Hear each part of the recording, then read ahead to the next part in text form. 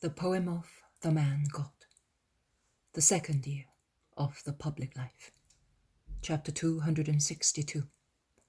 The Man with the Withered Hand. 26th of August, 1945.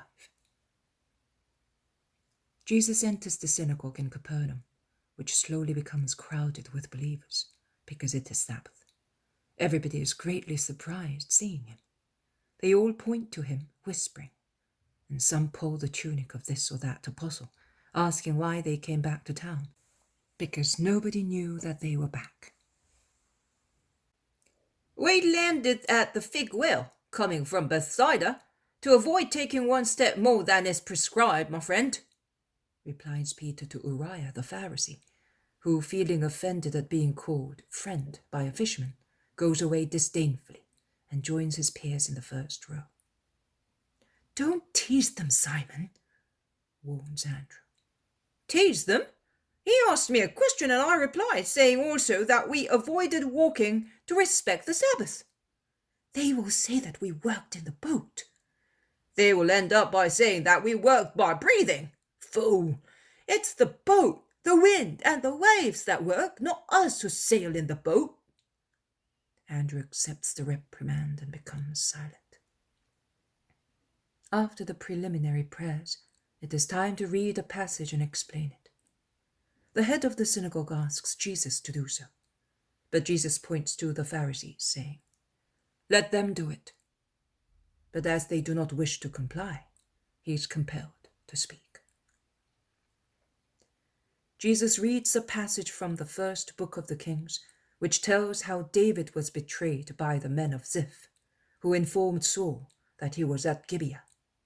Jesus hands the roll back and begins to speak. "It is always evil to infringe the precepts of charity, hospitality, and honesty.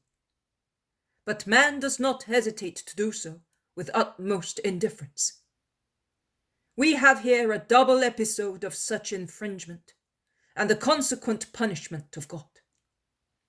The behavior of the men of Ziph was deceitful. Saul's was equally so.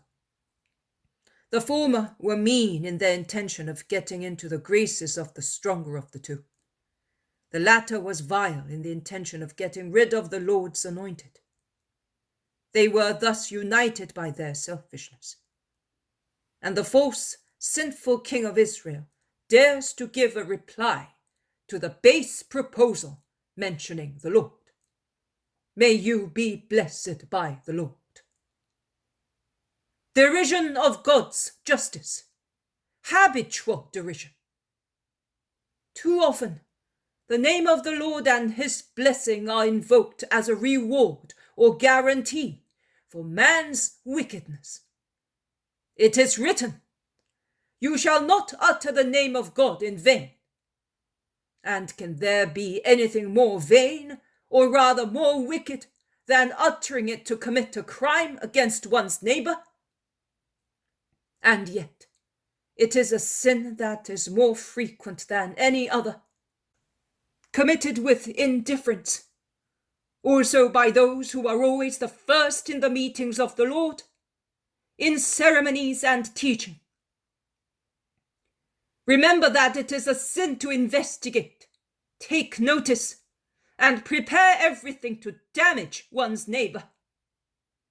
It is also a sin to make other people investigate, take notice, and prepare everything, so that other people may injure one's neighbor.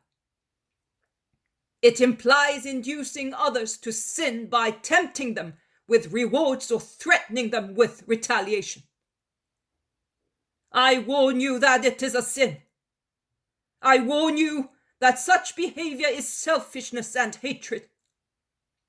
And you are aware that hatred and selfishness are enemies of love. I am warning you because I am anxious about your souls, because I love you, because I do not want you to be in sin, because I do not want you to be punished by God as happened to Saul, whose country was destroyed by the Philistines while he was chasing David to capture him and kill him. I solemnly tell you that will always happen to those who harm their neighbors. Their victory will last as long as the grass of a meadow. It will come up quickly, but it will soon be dry and trodden on by the foot of indifferent passers-by. Whereas good behavior and honest life seem to find it hard to grow and assert themselves. But once they are perfected as habits of life, they become strong leafy trees, which no hurricane can uproot or dog days parch. Really, he who is faithful to the law, truly faithful, becomes a strong tree, which is not bent by passions nor burned by Satan's fire.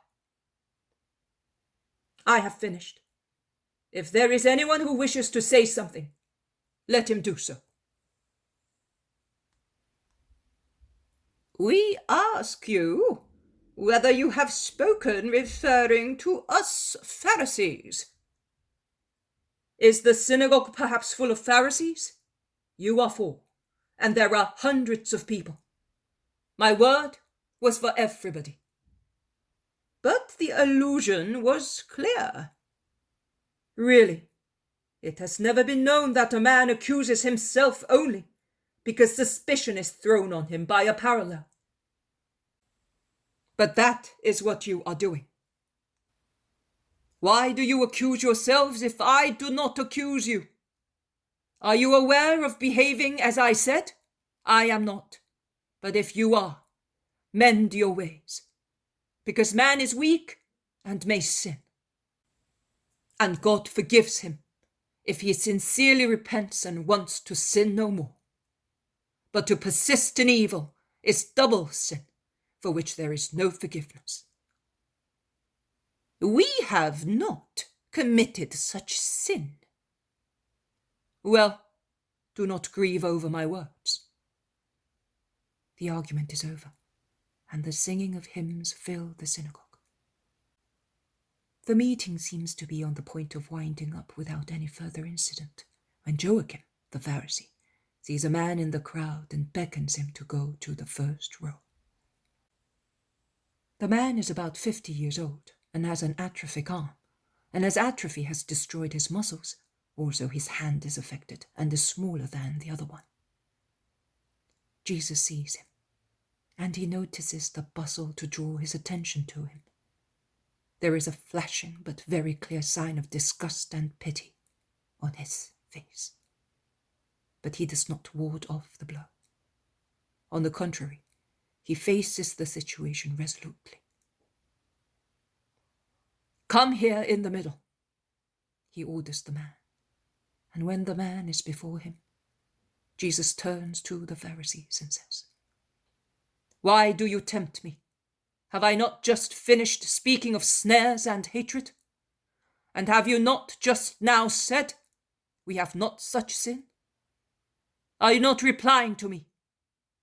Answer at least this. Is it lawful to do good on the Sabbath? Is it lawful to save life or to kill? Are you not replying? I will reply in your place and in the presence of all the people, who will be able to judge better than you do, because they are simple and free from hatred and pride. It is not lawful to do any work on the Sabbath, but as it is lawful to pray, so it is lawful to do good, because good is even a greater prayer than the hymns and psalms which we have sung.